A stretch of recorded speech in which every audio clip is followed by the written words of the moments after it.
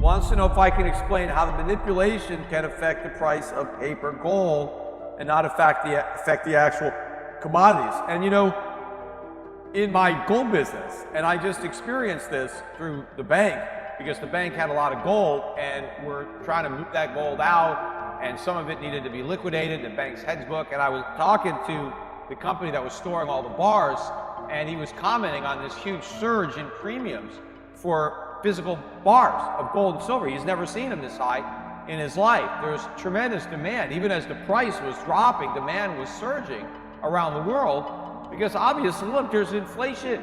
People are looking for a real hedge, and so they're trying to buy gold and silver. But again, the big money, the speculators, all they're doing is looking at the interest rates and the Fed, and they've got these computer algorithms that are like, oh, bonds down, interest rates up, sell gold, right? They just think that higher interest rates are bad for gold.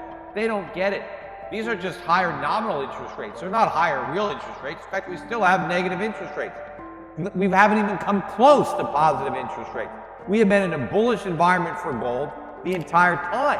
It's just that these computer algorithms don't get that. But the big money has been trading in the futures market. And so that has kind of been the dog wagging the tail of the physical market. But at some point, and maybe soon, maybe this week, who knows, that's going to flip. Because the big money is going to figure out they're on the wrong side of this trade, especially the ones that are short. And given what I know about the shortage in the physical market, it's possible that people that actually want physical gold may be buying some of these contracts, looking to take physical delivery, which is going to be a shock to the shorts when they're forced to deliver gold that they don't have. Remember, all the people that are selling gold and silver futures contracts, unless they're a hedger, unless they're a mining company, right? They're hedging. If they're a speculator and they're just short in gold and silver, they don't actually have any. Like when you short a stock, you're supposed to have the stock, right? You have to own the stock, you borrow it, you don't have it, you get the shares, and then you sell it. But you sell futures on gold and silver, you don't have to have any gold and silver at all. Well, normally it doesn't matter that you don't have it, because the guy that bought it, he don't want it either, right? Everybody settles up in cash. But what happens if the long decides to tell the futures exchange, yeah, I actually want my gold. Here's my address, send it to me, send me my bars. Now, the exchange has to send a notice to the guy who's short saying, hey, you remember that silver you sold or that gold you sold? Yeah, you got to deliver it. Here's the address you got to send it to. And he's like, shit, I don't have it. How am I going to get it? And so now he's got to buy his way out of that contract unless he's going to go find that physical metal. I mean, it's the opposite of what happened with oil. Remember when oil prices went to negative $30 a barrel during COVID? Why was that? Well, because the people who bought the contracts were being forced to take delivery. The people who sold the oil, right, they didn't want the oil. So they said, I'm going to deliver it. I got no place for it. And so then the people who owned the contracts were being told, yeah, we're going to deliver all this oil to you. Where do you want it? I don't want it.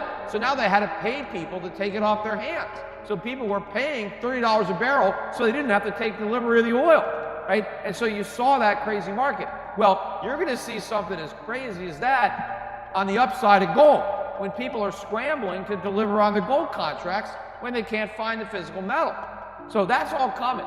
So that's why, look, I tell people just, buy your gold, buy your silver while you can get it, because at some point you won't be able to get it because the people are going to figure out what's happening. Just like, the subprime market imploded all at once. It was obvious for years to me, but even within weeks of the implosion, people were still buying that crap and paying above par.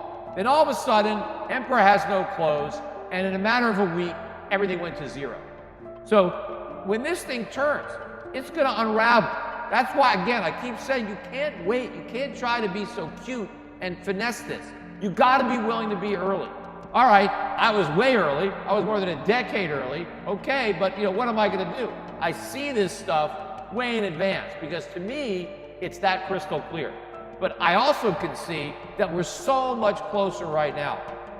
It is not worth betting that they're going to be able to pull another rabbit out of their hat. Can you go deeper into debt, borrowing from the future, Debt is actually using other people's savings plus leverage on a global scale, hundreds of trillions. What is the long-term harm from wiping out or defaulting on debt? Well, the problem is savings are really the lifeblood of economic growth, because savings under consumption is where a capital investment comes from. Get my book, How an Economy Grows and Why It Crashes. It's a very simple way of explaining this important concept. But if you wipe out everybody's debt, you wipe out everybody's savings. And that is a disaster to wipe out the savings, because now, you turn back the clock, because now you got to reaccumulate. You have no more money to loan out to finance things. And, people were expecting to live off those savings. Yeah, it's great when people no longer have debt, but one person's liability is somebody's asset. There are a lot of people that are planning on retiring. They're going to have to come up with a new plan. They ain't going to retire. They're going to have to keep working because they've been wiped out. So look, this is going to be a terrible thing that's going to happen. But there is a silver lining in that, if it's a catalyst for countries to re-embrace free market capitalism. And maybe for some countries it will be. But for other countries, it may be a catalyst to go all in on government and become totalitarian state. And you just got to get the hell out of those countries as fast as you can, even if that is the United States. I don't know. I hope that's not going to be the United States, but it may be. Because I'm not necessarily going to get what I hope for. We're going to get what the political reality is. And unfortunately, the electorate has been dumbed down over the decades. And so they may just go for socialism. That's just how dumb most Americans are when it comes to understanding of economics. What is advantage of GDX over GLD?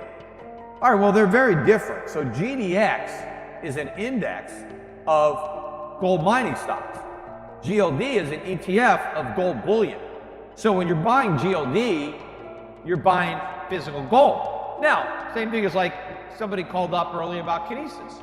Same thing. By kinesis, you're buying physical gold. It's like buying GLD, except I can't send my GLD to my buddy, in Europe, or I can't use my GLD to go to Starbucks and buy a cup of coffee like you could in theory with kinesis or with Gcoin or any one of these tokens that's backed by gold. So, but they're like an ETF, right? Because you have the gold there, and then there's a share associated with it, as opposed to a token that's been created. But GDX is just a diversified basket of mining stocks. Now, personally, I think my portfolio that Adrian Day manages at my gold fund, the Euro Pacific Gold Fund, or the separately managed accounts that Adrian manages for my clients, I think Adrian is smart enough to beat an index. Because the thing with the index is it just buys everything. But I think Adrian can figure out which stocks are better to own and which stocks are better to avoid. He's been doing this for 40 years. He knows the mining sector.